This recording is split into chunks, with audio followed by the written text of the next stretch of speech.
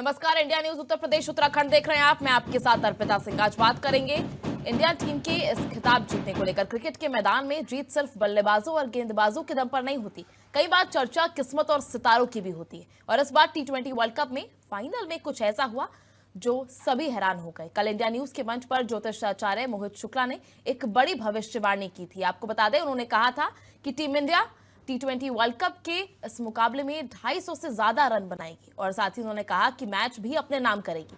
उस वक्त ये दावा काफी बड़ा लग रहा था, लेकिन जब मैदान पर मुकाबला शुरू हुआ तो मानो सितारों की चाल भी उसी दिशा में चलती दिखाई दी। टीम इंडिया के बल्लेबाजों ने शानदार प्रदर्शन किया और साथ ही एक बड़ा स्कोर खड़ा किया और मुकाबले पर अपनी पकड़ मजबूत कर ली। मैदान पर चौके छक्कों की बरसात हुई और आखिरकार वही हुआ जिसकी भविष्यवाणी हमारे शो में की गई थी। भारत ने शानदार अंदाज में मैच जीतकर फैंस को जश्न का माहौल दे दिया। अब सवाल उठता है, क्या ये महज संयोग था या फिर सच में ग्रह नक्षत्रों की चाल टीम इंडिया के पक्ष में थी, या फिर क्या कप्तान सूर्य कुमार यादव और टीम इंडिया के सितारे इस वक्त बुलंदी पर हैं? और क्या आने वाले मुकाबलों में भी सितारों का यही साथ बना रहेगा या नहीं? आज के इस खास शो में हम इसी पर चर्चा करेंगे, जहां ज्योतिषाचार्य डॉक्टर मोहित शुक्ला बताएंगे कि आखिर किस ग्रह की स्थिति ने टीम इंडिया को जीत की ओर पहुंचाया और आने वाले समय में टीम इंडिया की किस्मत क्या संकेत दे रही है। क्योंकि आज बात सिर्फ क्रिकेट की नहीं, बल्कि क्रिकेट और सितारों के उस कनेक्शन की होगी जिसकी भविष्यवाणी अब सच साबित हो चुकी है। वही सच हुई सितारों की भविष्यवाणी में आज इसी को लेकर चर्चा करेंगे।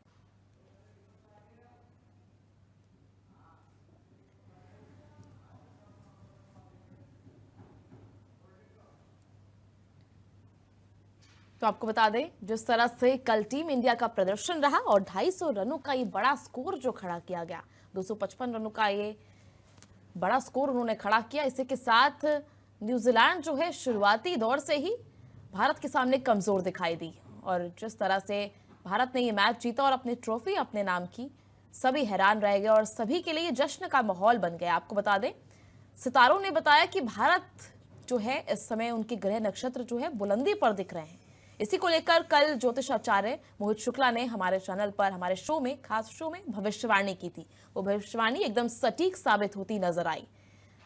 वहीं आज उन्हीं से इस खास चर्चा में आज बात करेंगी कि क्या सच में भारतीय टीम के ग्रह नक्षत्र जो हैं काफी ज्यादा बुलंद है, क्या उनके सितारे बुलंद हैं, क्या आने वाले समय में भारतीय टीम ऐसे ही सारे मैचों में आगे बढ़ती रहेगी।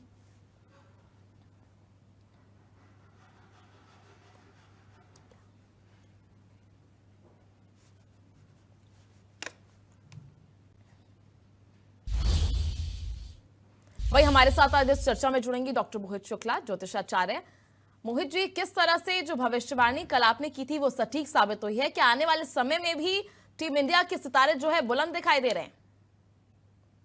जी, धन्यवाद आपको।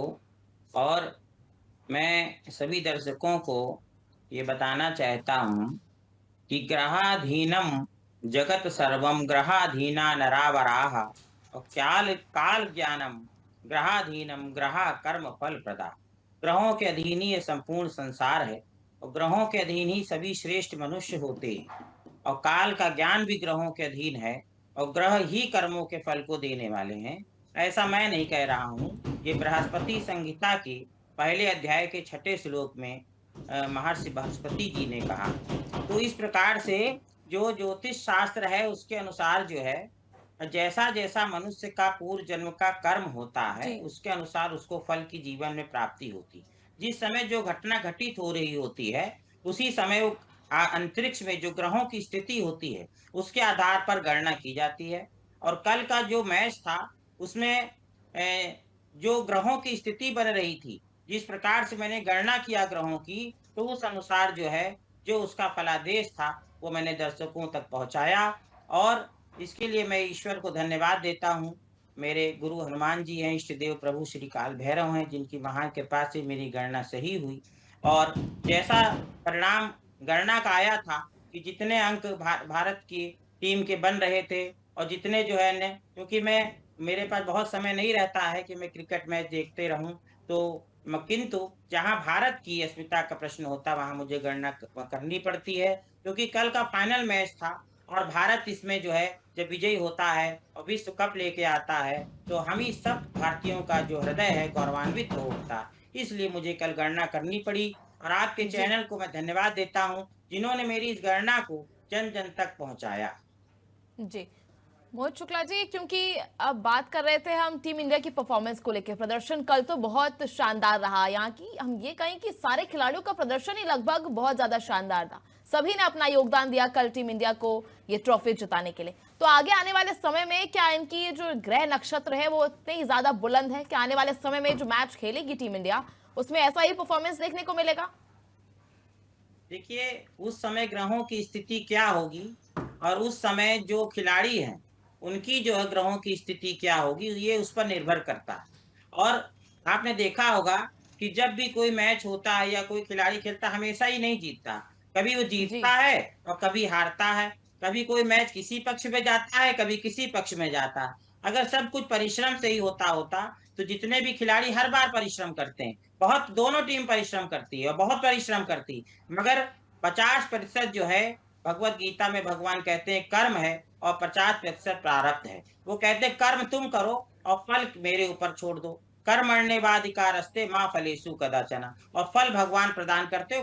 फल जो प्रदान होता है उसमें हमारे पूर्व जन्म के कर्मों का फल, इस जन्म के कर्मों का फल दोनों मिला के होता है। और इसके विषय में जो है बृहस्पति संहिता के 18वें श्लोक में भी कहा गया कि यदुचित मन्य जन्मनि शुभाशुभम तस्य कर्मणः पक्तिं वैञ्जयति शास्त्र में तत् तमसि द्रव्याणि दीप इव। अर्थात कि पूर्व जन्म में प्राणियों ने जो शुभ अथवा अशुभ कर्म किया है उसके परिणाम तथा उस परिणाम का समय कब होगा, इस बात को यह ज्योतिष शास्त्र उसी प्रकार बता देता है जैसे अंधेरे में दीपक पदार्थों को दिखा देता है।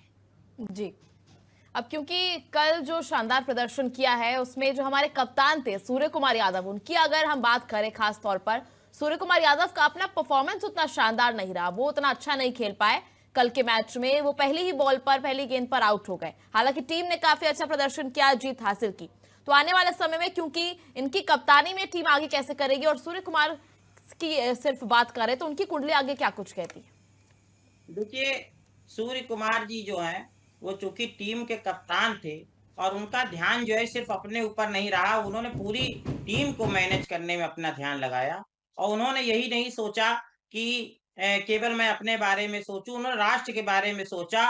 और मुझे ऐसा लगता है कि इसी कारण उनका जो है वो परिश्रम उतना अच्छा नहीं सबको दिख पाया कि बहुत अच्छी बल्लेबाजी नहीं की। मगर जो उनके पीछे छिपा हुआ परिश्रम था, वो जो नहीं दिख रहा, वो मैं बता रहा हूँ कि उन्होंने टीम को बड़ा अच्छा मैनेज किया और सबको बहुत अच्छा उत्साह दिलाया, सबको प्रेरित किया जो एक कप्तान को करना चाहिए। और कौन कैसे बैटिंग करेगा, पहले कौन जाएगा, बाद में कौन जाएगा, कौन बॉलिंग करेगा, ये सारा जो उसमें उन्होंने जो विचार व्यक्त किए और जो परिश्रम किया, उसी का ये परिणाम था कि भारत जो है वो विश्व विजयी हुआ। तो इसलिए हम ये नहीं कह सकते हैं कि उनका जो है वो परिश्रम व्यर्थ गया या उन्होंने परिश्रम नहीं किया। ठीक है, वो स्वयं नहीं बहुत अच्छी बल्लेबाज़ी कर पाए, मगर आप देखिए कि पूरे टीम का कमान अगर कैप्टन सही ना करे, तो कैसे कोई टीम इतना अच्छा रिज़ल्ट आया। और जैसा मैंने बताया था कि सिर्फ़ बैट्समैन से ही काम नहीं होगा, तो जो बॉलिंग होगी, वो भी एक बहुत ही बेहतरीन होगी। और जब बॉलिंग होगी, तो उसमें बहुत सारे विकेट जो हैं विपक्षी के गिरेंगे, जिसके कारण जो है भारत विजयी होगा। पूरी टीम का इसमें जो है सहयोग दिखाई पड़ रहा था और पूरी टीम ने मिलके काम किया। इसके लिए जो कप्तान है उनको भी निराश नहीं होना चाहिए। जो क्रिकेट के जानकार हैं या खेल के जानकार, वो जानते हैं कि जो कप्तान होता है उसका कितना परिश्रम होता है। वो सिर्फ़ अपने लिए नहीं खेलता, पूरे देश के सभी क्रिकेटर के बारे में सोच के उसको कार्य करना पड़ता है। ठीक है, वो थोड़ा-सा उस समय नहीं हो पाया। और मगर जो है ओवर कॉन्फिडेंस भी मैंने कल बताया था कि थोड़ा ओवर कॉन्फिडेंस नहीं होना चाहिए व्यक्ति को। जो भी ओवर कॉन्फिडेंस करेगा उसको असफलता का मुँह देखना पड़ सकता है। और यही हाल जो है विपक्ष की टीम का भी हुआ। उसको ओवर कॉन्फिडेंस था कि हम तो भारत को हरा ही देंगे। और उन्होंने उस ओवर कॉन्फिडेंस में क्या होता है कि व्यक्ति अपनी शक्तियों को भूल जाता है और अपना अभ्यास छोड़ देता है। इस कारण से वो हार जाता है। तो यही चीज़ जो है वो भारत को पूरी टीम ने मेहनत की, परिश्रम किया और उन ग्रह उनके साथ थे, विजयी हो गए।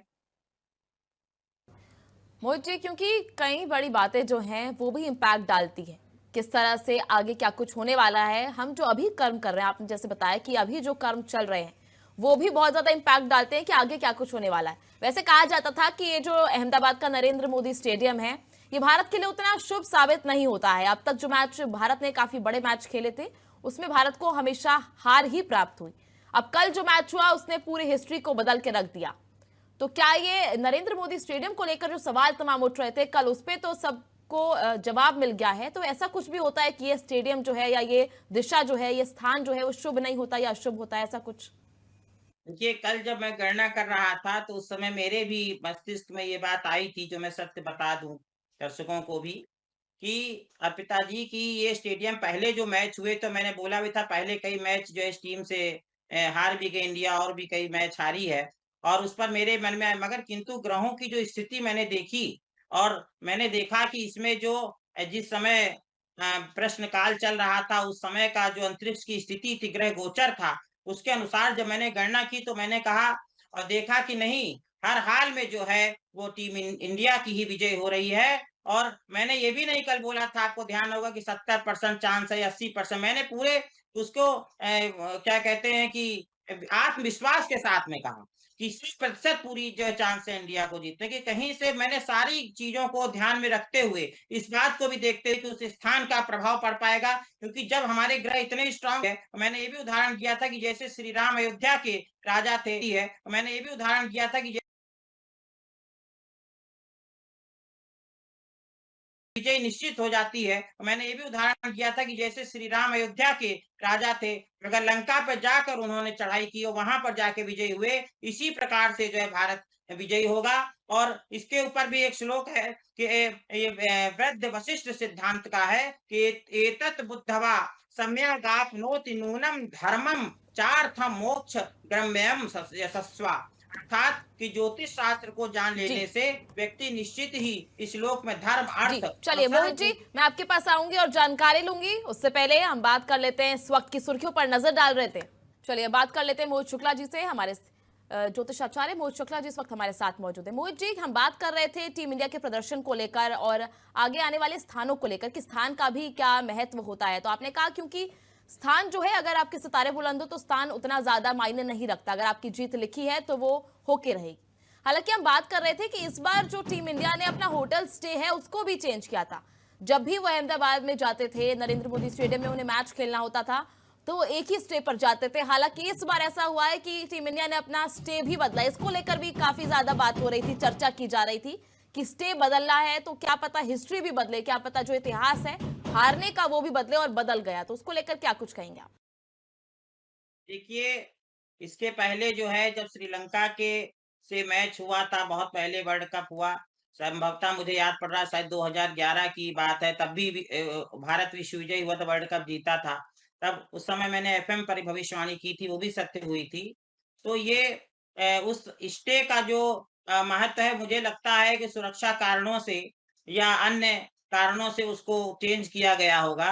मगर इसका जो संबंध विजय होने से है वो नहीं, क्योंकि देखिए स्टे पहले था तब नहीं हो पाया, इससे नहीं तात्पर्य है। मुख्य चीज है कि जो जैसा मैं बता रहा था कि सूर्य सिद्धांत के में मध्यमाधिकार के 92 श्लोक में भी कहा गया कि यो यो ज्योतिषम वेत्ति नरासा सम्यक धर्मार्थ का माल भते यशश्च। अर्थात जो ज्योतिष शास्त्र को सम्यक रीति से जानता है वह धर्म अर्थ काम यश की प्राप्ति करता है। ज्योतिषी गणना प्रमुख होती कि जिस समय जो घटना हो रही है उसका परिणाम क्या होगा, अगर कोई मैच हो रहा, मगर ये इस गणना का जो प्रयोग है हमेशा राष्ट्र लोक कल्याण के लिए करना चाहिए। बहुत से लोग सट्टा लगाते हैं, और ऐसे लोग जब मुझे कॉल करते हैं कि भाई कौन सा मैच जीतेगा बता दीजिए, जो फीस होगी हम दे देंगे, तो मैं उनको बिल्कुल मना कर देता हूँ, क्योंकि ज्योतिष शास्त्र का प्रयोग हमेशा लोक कल्याण, विश्व कल्याण, राष्ट्र के कल्याण के लिए होना चाहिए, व्यक्ति के कल्याण के लिए होना चाहिए, ना कि जुआ इत्यादि खेलने के लिए होना चाहिए। तो इसलिए कल क्योंकि राष्ट्र की अस्मिता का प्रश्न था,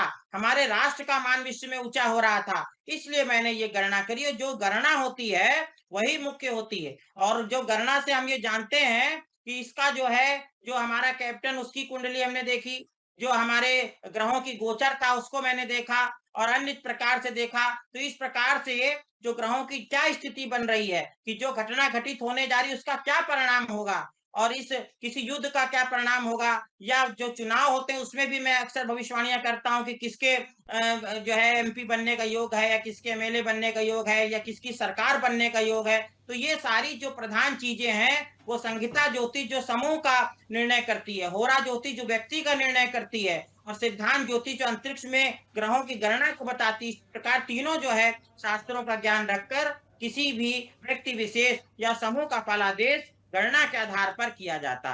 जी मोहित जी, मेरा सवाल अगला आपसे ये होगा कि क्योंकि कई खिलाड़ी जो है उनको लेकर संशय बना हुआ था कप्तान के मन में, टीम की तरफ से, हेड कोच की तरफ से, कि कुछ खिलाड़ी जो है जैसे संजू सैमसन को इस बार टीम में खिलाना नहीं था, लेकिन रिंकू सिंह चले गए, उनके पिता का निधन हो गया तो उनका आना संभव हो पाया और उसके बाद उन्होंने काफी अच्छा प्रदर्शन भी किया, लगातार मैचेस में रिकॉर्ड तोड़ बल्लेबाजी की है। तो इस तरह से जब एकदम से खिलाड़ी अचानक से टीम का हिस्सा बन जाता है, रिकॉर्ड तोड़ देता है और तमाम जितने भी संशय उनको लेकर हो रहे थे उन सभी पे रोक लग जाती है, तो इस तरह संजू सैमसन की कुंडली क्या कुछ कहती है? देखिए, मैं पहले तो आपने बहुत अच्छी बात कही है।